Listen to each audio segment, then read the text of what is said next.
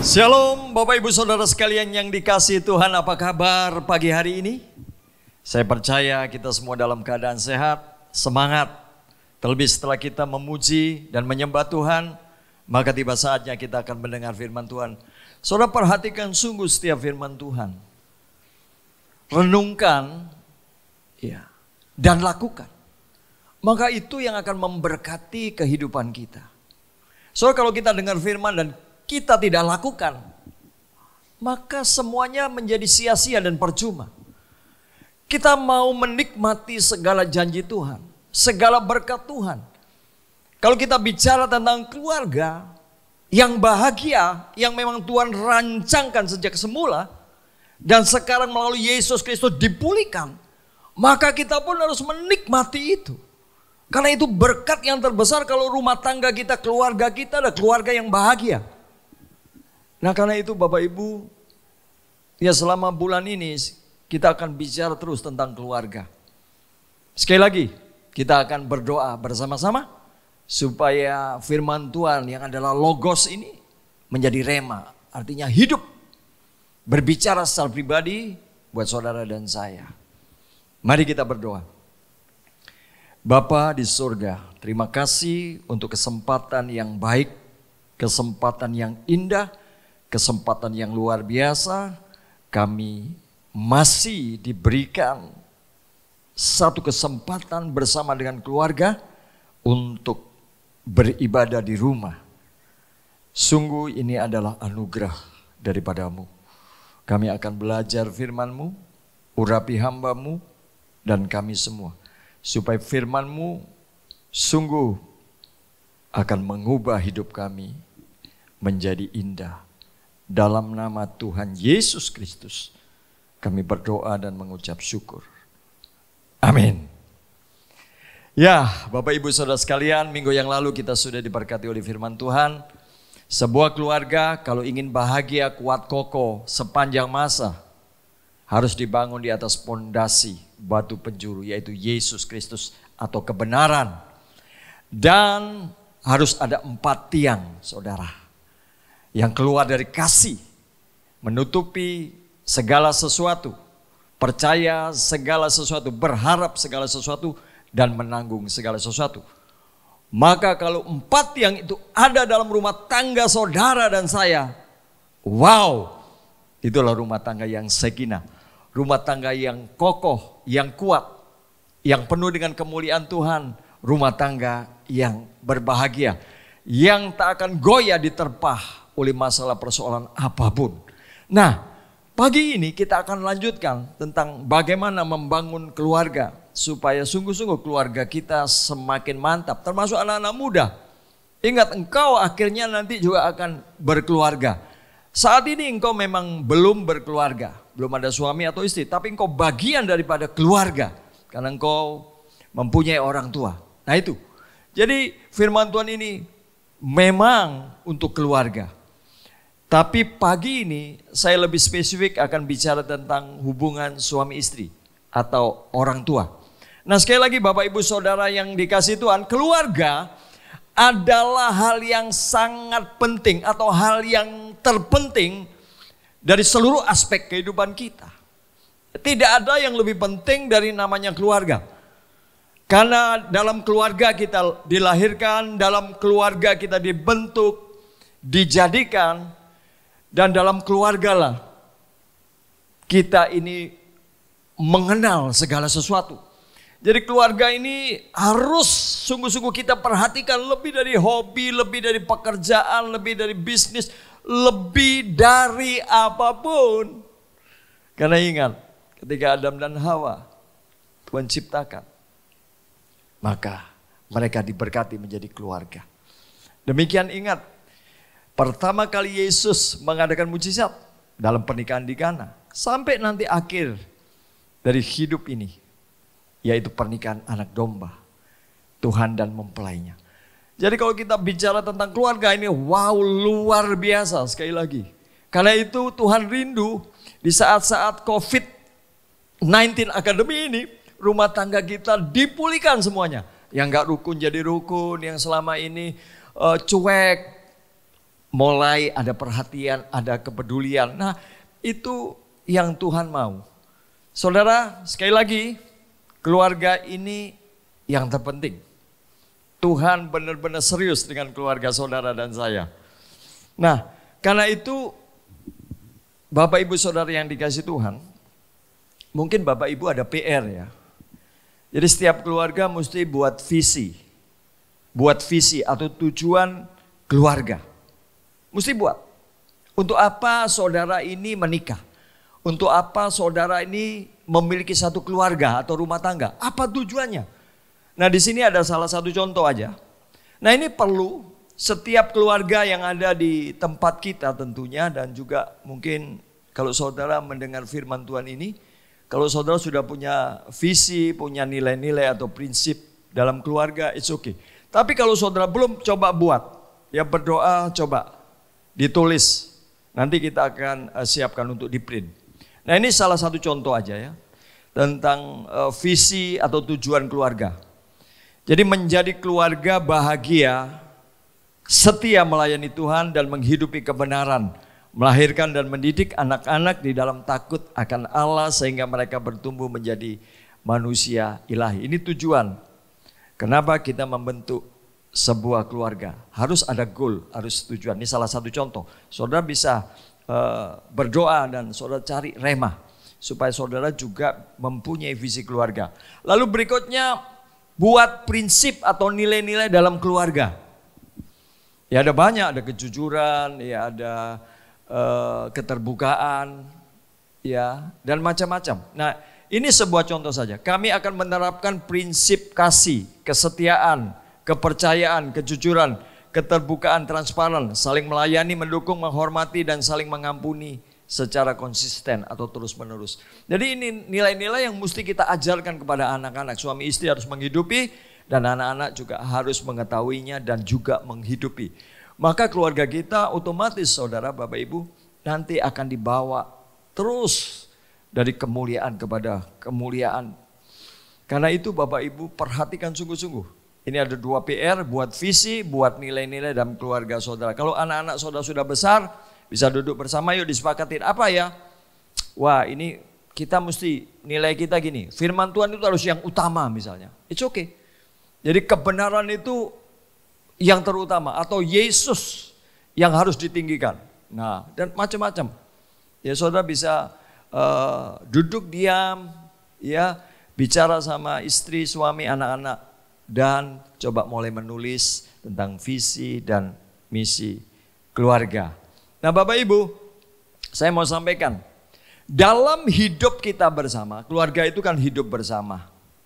Rasul Paulus itu menulis sebuah resep yang sangat dahsyat sebetulnya. Menjadi dasar bagi kita hidup bersama. Dalam hal ini konteksnya adalah keluarga. Nah kalau saudara nanti baca di dalam Filipi 2 ayat yang kelima, dikatakan di situ, hendaklah kamu dalam hidupmu bersama. Hendaklah kamu dalam hidupmu bersama-sama dalam sebuah keluarga, menaruh pikiran dan perasaan yang terdapat juga dalam Kristus Yesus. Nah, kalau suami istri, orang tua dan anak memiliki pikiran dan perasaan yang terdapat dalam Kristus Yesus, aman deh. Rumah tangga saudara sungguh-sungguh akan menjadi rumah tangga yang berbahagia. Anak cucu saudara akan menguasai bumi, akan mewarisi bumi. Itu janji Tuhan. Ya, karena itu perhatikan benar-benar.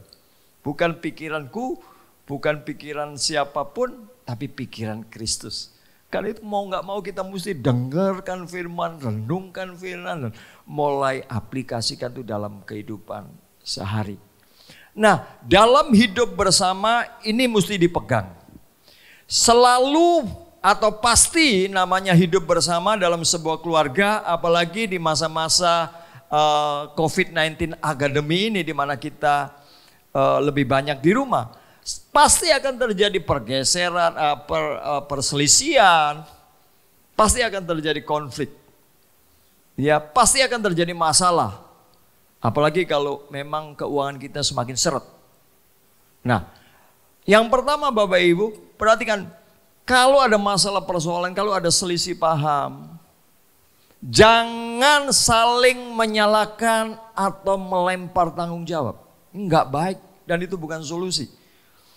Ya, jangan sampai kalau terjadi masalah, persoalan, terjadi konflik, pertengkaran, lalu suami menyalahkan istri, kamu. Lalu juga istri, kamu suami yang gak becus dan lain sebagainya. Nah saudara, kalau kita sudah terjebak dalam saling menyalahkan, maka tidak akan ada peace Bapak Ibu. Ini termasuk juga orang tua dan anak. Nanti kita akan bahas di minggu-minggu yang akan datang. Tapi sekali lagi prinsip yang pertama, jangan saling menyalahkan atau melempar tanggung jawab. Ini dosa warisan. Ya, ketika Adam makan buah terlarang itu. Dikatakan dalam Kejadian 3 ayat 12-13, manusia itu menjawab. Ketika Tuhan tanya, apakah engkau makan dari buah yang kularang itu? Maka Adam menjawab, perempuan yang kau tempatkan di sisiku, dialah yang memberikan dari buah pohon itu kepadaku, maka aku makan. Kemudian berfirman Tuhan Allah kepada perempuan itu, apakah yang telah kau perbuat ini? Jawab perempuan itu, ular itu yang memperdayakan aku, maka aku makan. Jadi mereka saling melempar tanggung jawab. Bapak Ibu, Tuhan mengajarkan tanggung jawab berhenti pada saya. Belajar untuk bertanggung jawab. Dalam hal ini, dalam kasus ini harusnya yang bertanggung jawab bukan Hawa memang. Tetapi Adam. Karena Adam adalah kepala atas istrinya. Dia yang bertanggung jawab. Tapi Adam melemparkan tanggung jawab kepada istrinya. Jadi apapun yang terjadi, ini prinsip yang pertama, jangan saling menyalahkan atau melempar tanggung jawab. Itu akan saling menyakitkan. Ya, dan tidak akan membuahkan solusi yang terbaik. Ya, bahkan bisa membuat rumah tangga nggak bahagia Bapak Ibu. Yang berikutnya, jangan ada dua pemimpin dalam sebuah keluarga. Satu kapal itu kalau dua nakoda nggak bisa Bapak Ibu. Ya, dalam hal ini kepala rumah tangga adalah seorang suami. Kecuali suaminya sudah tidak ada. Baru itu di take over oleh istri. Ya. Jadi kepala itu tetap adalah seorang suami. Suami adalah pemimpin. Sekalipun mungkin seorang istri jabatannya lebih tinggi di luar. Di pemerintahan atau di perusahaan. Mungkin dia direktur utama. Ya kan? Atau seorang menteri. Atau seorang istri penghasilannya lebih gede, lebih besar daripada suami. Tapi dalam rumah tangga tetap seorang kepala rumah tangga bukanlah istri, tetapi suami. Ini nggak bisa dibolak-balik Bapak Ibu. Ketika suami tidak lagi memimpin, pasti akan kacau rumah tangga itu. Dan itu akan menjadi apa ya? Tidak adanya keteladanan yang baik buat anak-anak. Saudara perhatikan di dalam Efesus 5 ayat 22. Hai istri, tunduklah kepada suamimu seperti kepada Tuhan. Karena suami adalah kepala istri. Sama seperti Kristus adalah kepala jemaat. Dialah yang menyelamatkan tubuh. Jadi Tuhan sudah memberikan satu tatanan. Suami memang dicipta lebih dahulu. Baru istri Hawa diambil dari tulang rusuk. Ya, karena itu mereka sebetulnya bukan dua, satu. Tetapi kepala keluarga, seorang pemimpin rumah tangga tetap adalah suami. Ingat ini, jangan diganti-ganti. Yang berikutnya, dalam hidup bersama jangan ada yang merasa diri lebih hebat dari yang lain. Tuhan tidak mengajarkan kita, waduh hebat. Sekalipun seorang suami, waduh punya kedudukan yang tinggi, punya perusahaan yang besar. Tapi kita nggak bisa seenaknya, nggak bisa semena-mena terhadap pasangan kita. Begitu sebaliknya ya. Saudara, kita sebetulnya sederajat, sama, equal di hadapan Tuhan. Posisi sama di hadapan Tuhan, tapi tugas tanggung jawab yang berbeda. Tapi suami istri itu satu. Ya, jadi jangan ada yang merasa lebih hebat. Wah kalau nggak ada aku kamu nggak sukses. Ya, sekalipun benar memang Di balik seorang suami yang sukses ada seorang istri yang bijak, betul. Tapi bukan berarti kita boleh berbangga atau lebih hebat. Kalau nggak ada saya, suami saya nggak jadi orang. Atau sebaliknya, kalau nggak ada saya sebagai suami, istri saya, waduh sudah melarat. Sudah terlunta-lunta. Jadi sekali lagi, jangan pernah ada perasaan kita lebih hebat dari pasangan kita. Amin. Nah berikutnya Bapak Ibu, suami sebagai seorang pemimpin harus memimpin dengan melayani, bukan dilayani. Yaitu ada gambar, kamu itu istriku, harus turuti kata suami. Bukan demikian, itu otoriter. Ya, suami memang seorang pemimpin, tetapi pemimpin yang melayani. Ingat itu yang diajarkan oleh Tuhan Yesus. Kalau engkau mau jadi besar, kalau engkau mau jadi pemimpin, kau harus jadi hamba, jadi pelayan, jadi semuanya. Jadi sebagai seorang suami, seorang pemimpin, itu bukan untuk dilayani, ya, tetapi melayani. Bahkan kalau saudara baca di dalam Efesus 5:25, tugas utama seorang suami itu apa? Mengasihi istrinya dan rela berkorban untuk pasangannya. Kita baca bersama-sama Efesus 5 ayat 25 sampai 29. Hai suami, kasihilah istrimu sebagaimana Kristus telah mengasihi jemaat dan telah menyerahkan dirinya baginya untuk menguduskannya sesudah ia menyucikannya dengan memandikannya dengan air dan firman.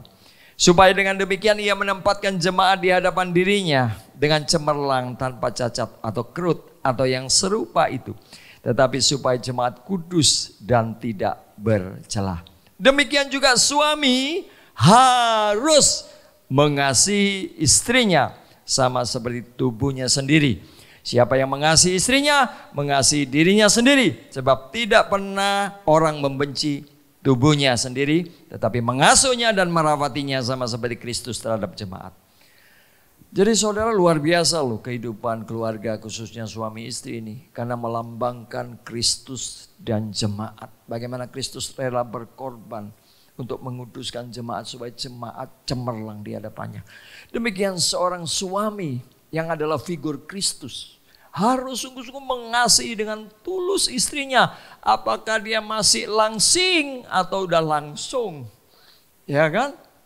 Tetap harus dengan tulus mengasihi, rela melakukan apapun demi orang yang dicintai. Jadi tidak memperbudak seorang istri, tapi menjadikan istri kita menjadi princess.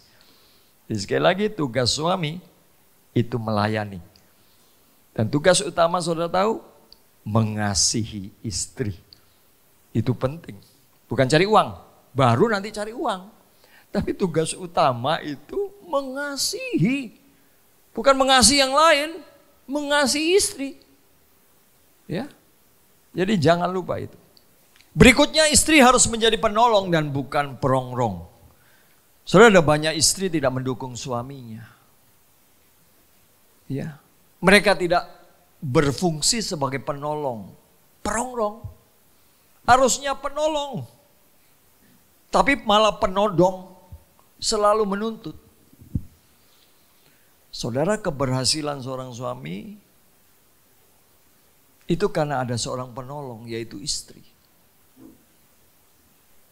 Saya mau bicara kepada istri-istri.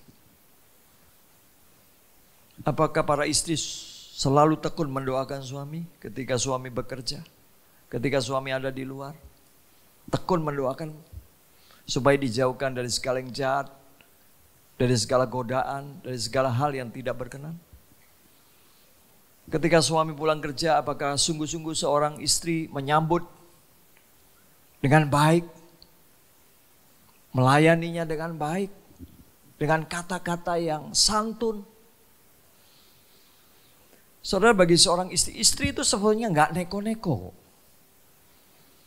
Cuma kadang-kadang kalau kita punya istri yang nggak ngerti, ya, yang selalu menuntut atau perongrong, bukan penolong tapi penodong, hati seorang suami itu sedih. Karena itu ada juga di ditulis dalam kitab suci, lebih baik tinggal di soto rumah daripada serumah dengan seorang istri yang cerewet, yang gak pernah puas, yang kadangkala sering merendahkan. Ibu-ibu, mari bertobat. Suamimu itu yang terbaik. Dia wakil Kristus. Ketika engkau menghormati suamimu, engkau sedang menghormati Tuhan itu sendiri. Jadi sekalipun istrimu mungkin bukan istri, sekalipun suamimu itu bukan suami yang baik lah. Katakanlah demikian, karena dia mungkin tidak takut akan Allah. Tapi kalau engkau sungguh-sungguh melakukannya dengan tulus, menghormati suamimu, berdoa buat suamimu, maka Tuhan akan mengubah suamimu menjadi orang yang luar biasa. Jadi saya harapkan situasi kondisi seperti ini, mari istri-istri dukung suamimu, jangan tambahin beban. Ya, tanya, Pak, gimana hari ini, semua lancar? Ya kan, kalau perlu dipijetin, mana yang sakit, Pak? Aku buatin teh anget ya, aku buatin kopi ya, atau mau buburku. Nah, kalau seorang istri menjadi seperti itu, aduh, benar-benar itu suami merasa bahagia. Dia akan lebih giat lagi bekerja. Dia akan menjadi suami yang sungguh-sungguh bisa diandalkan. Menjadi seorang ayah yang menjadi pahlawan. Karena didukung oleh seorang istri yang bijak. Nah, perhatikan dalam Amsal 12 ayat 4. Istri yang cakap adalah mahkota suaminya. Istri yang cakap adalah mahkota bagi suaminya. Tetapi yang membuat malu adalah seperti penyakit yang membusukkan tulang suaminya. Ya istri-istri, jangan emberbocor.com, apalagi ya ngomongin suamimu ke tetangga. Sangat tidak bijak. Ya Benar-benar layani, kasihi, tunduk benar-benar. Perhatikan apa yang ditulis oleh Rasul Petrus dari 1 Petrus 3 ya, ayat 3 dan seterusnya. Demikian juga kamu hai istri-istri, tunduklah kepada suamimu. Hormati dia. Supaya jika ada di antara mereka yang tidak taat kepada firman, mereka juga tanpa perkataan dimenangkan oleh kelakuan istrinya. Jika mereka melihat bagaimana murni dan salehnya hidup istri mereka itu. Perhiasanmu janganlah secara lahiriah, yaitu dengan mengepang-ngepang rambut, memakai perhiasan emas, atau dengan mengenakan pakaian yang indah-indah. Tetapi perhiasanmu ialah manusia batiniah yang tersembunyi dengan perhiasan yang tidak binasa, yang berasal dari roh yang lemah lembut dan tentram, yang sangat berharga di mata Allah. Itu adalah tugas atau fungsi seorang istri yang bijak. Dia tunduk, dia sungguh-sungguh menghargai, menghormati suami sebagaimana suami adanya sebagai kepala atau sebagai wakil Tuhan. Sekalipun suamimu itu enggak benar, ayat ini bisa dimenangkan bukan oleh omelanmu, bukan oleh khotbahmu, tetapi oleh kelakuanmu. Ya, suaminya melihat, waduh istriku ini luar biasa. Dia seperti emas, kenapa aku sia-siakan selama ini? Tapi kalau kelakuan istri juga enggak karuan. Bisa hilang tuh. Jadi ingat itu ya. Perhiasan seorang istri itu bukan, ya memang kita harus penampilan lahiriah harus dong. Itu bagian daripada iman kan, untuk menjaga kebersihan, merawat tubuh. Tapi yang paling penting yang Rasul Petrus tekankan itu adalah kecantikan lahiriah. Saudara, secantik apapun kalau kita sudah jadi suami istri sudah kehilangan cantiknya. Demikian sejelek apapun pasangan kita kalau sudah jadi suami istri ya hilang jeleknya. Tapi kalau kecantikan batinnya ini Bapak Ibu, waduh itu kekal. Kekal itu saudara Bapak. Kekal. Jadi kalau kita punya suami, katakanlah udah muka udah out of date misalnya, tapi dia punya sikap yang lemah lembut. Seorang istri mungkin nggak terlalu cantik lah, tapi dia punya sikap yang lemah lembut. Waduh, itu indah luar biasa. Jadi perhatikan benar-benar Bapak Ibu, ya, supaya sungguh-sungguh kehidupan rumah tangga kalian ini menjadi indah. Ya, roh yang lemah lembut ini menyukakan hati Allah, berharga dalam pandangan Allah. Jadi setiap istri harus berusaha untuk punya manusia batinia, perhiasan yang tidak binasa, yang tidak mungkin hilang, yang keluar dari roh yang lemah lembut. Nah, berikutnya suami istri harus saling setia sampai akhir. Tidak ada the other woman atau the other man. No way.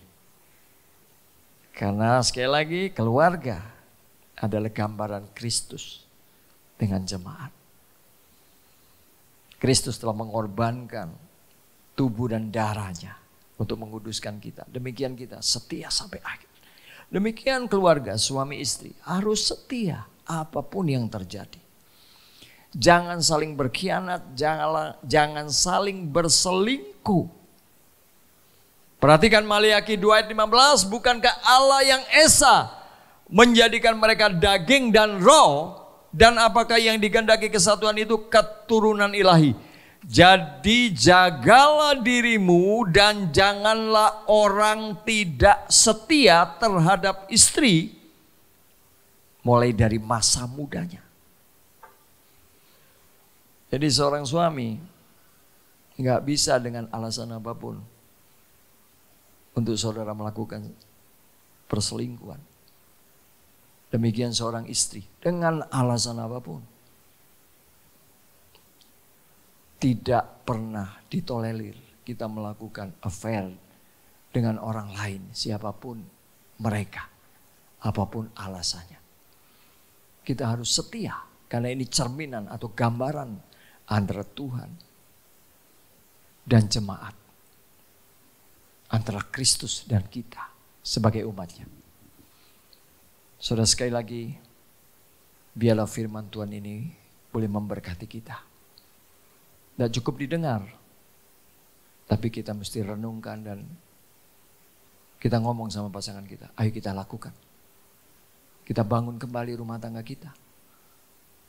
Mungkin rumah tangga saudara sedang retak, sedang pecah, sedang tawar. Mari datang kepada Tuhan.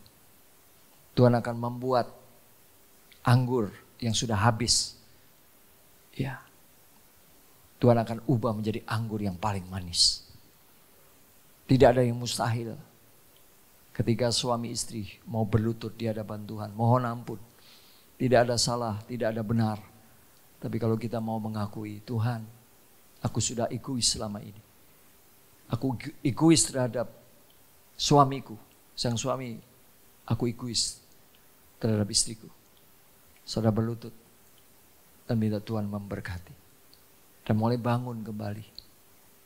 Maka saya percaya rumah tangga saudara akan mengalami restorasi. Tuhan memberkati kita semua. Amin.